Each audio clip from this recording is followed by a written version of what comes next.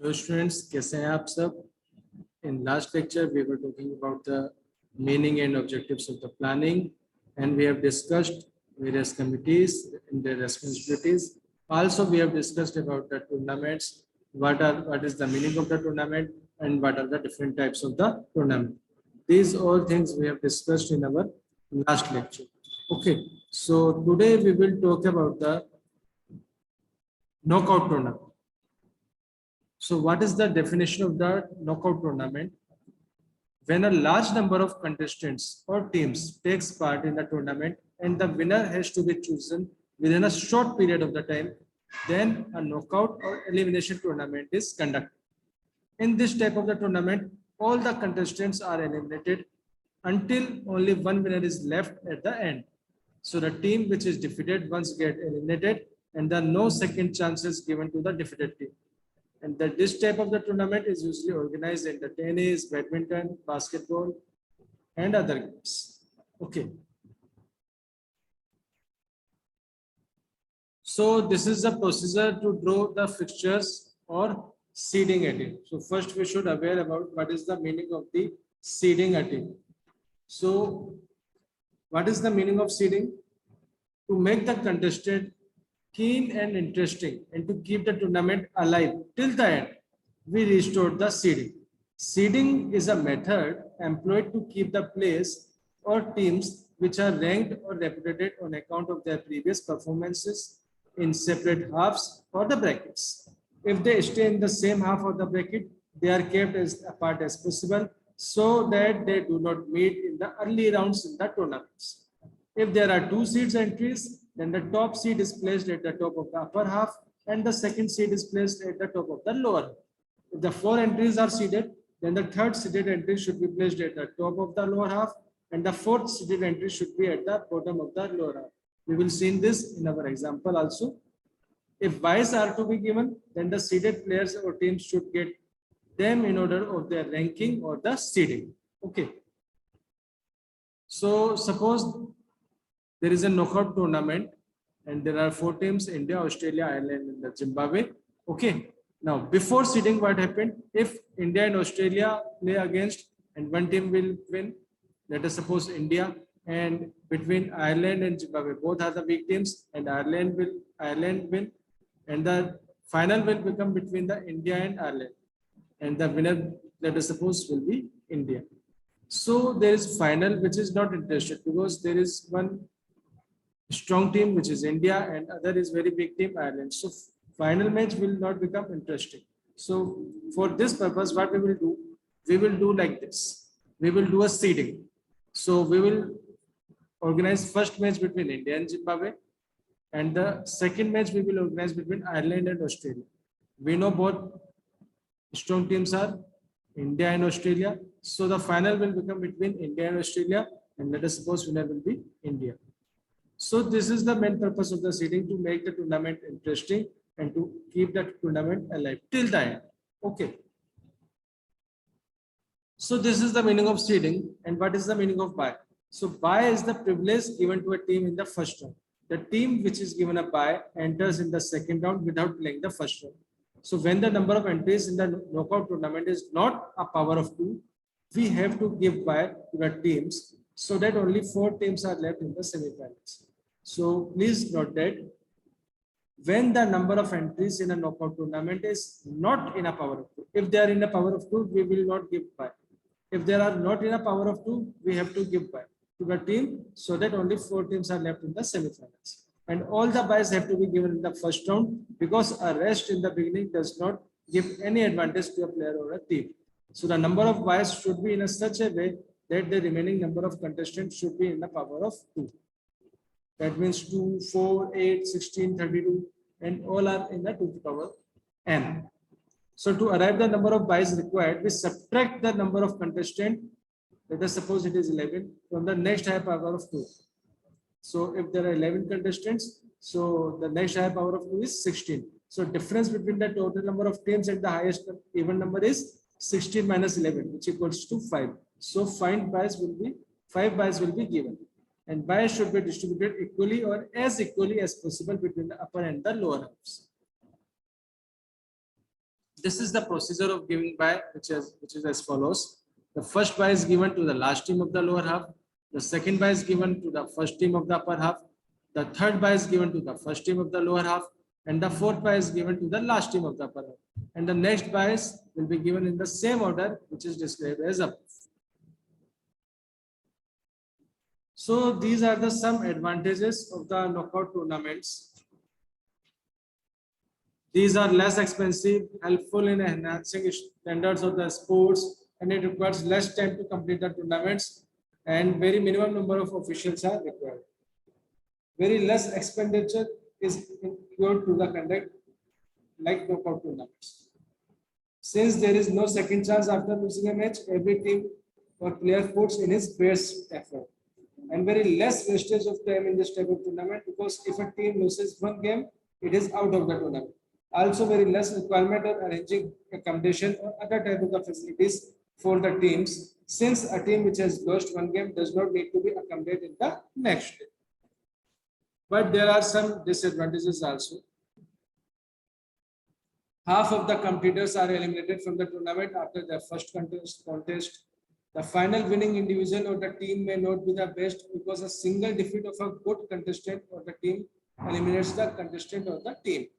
The defeated finalist or the runner-up may not necessarily by the second best, because a better individual or team in the tournament may be eliminated before the finals. Sometimes good teams or individuals are eliminated in the first or the second rounds. Okay. And spectators may not have enough interest in the final round if weak and strong team will play in the final. So what is the method of the preparing fixtures for the knockout tournament? So that let us suppose total number of the teams participating in the tournament is small n, and total number of matches, then total number of matches to be played in the tournament, which equals small n minus 1. This is the rule for the knockout tournaments, that if the number of teams are small n, then the number of matches will be n minus 1. So the total number of rounds played in the tournaments depend upon two things. The first is the number of teams playing in the tournament, and the second is the higher nearest number from the total number of teams of the power of 2. Let us suppose if there are 11 teams participated, so number of rounds will be calculated by, because the next higher power is 16 to the power 4, so the 4 rounds will be played in the tournament. So the method of determining the number of teams in upper half and lower half. Now let us suppose if the number of the teams is even, then the equal number of teams will be divided in both halves, which is n by 2, and where small n is the total number of the teams. And if the number of teams is odd, then the following method will be applied. How will we find the number of teams in upper half will be n plus 1 upon 2, where small n is the number of teams, and the number of teams in lower half will be n minus 1 upon 2, where small n equal to number of teams. The number of byes in a knockout tournament are decided by the subtracting total number of teams from the next highest nearest power in the power of 2. We will check it out in our example also. Let us suppose we want to draw a knockout fixture of the 17 teams. So number of teams is 17. So because it is the knockout tournament, number of matches will be n minus 1. So 17 minus 1 will be equal to 16. So how we will divide in both halves? We have seen the formula, n plus 1 upon 2 and n minus 1 upon 2. So number of teams in the upper half will be n plus 1 upon 2. That is 17 plus 1 upon 2 equal to 9. And the number of teams in the lower half will be n minus 1 upon 2. 17 minus 1 upon 2, which equals 8. So the total becomes 9 plus 8 equal to 17. How we will give byes? So there are total number of teams equal to 17. So the next highest power of 2 will be 2 to the power 5, and 2 to the power 5 is 32. So we will subtract 17 from 32 and we'll find number of byes. So the number of byes will be 32 minus 17, which equal to 15 byes.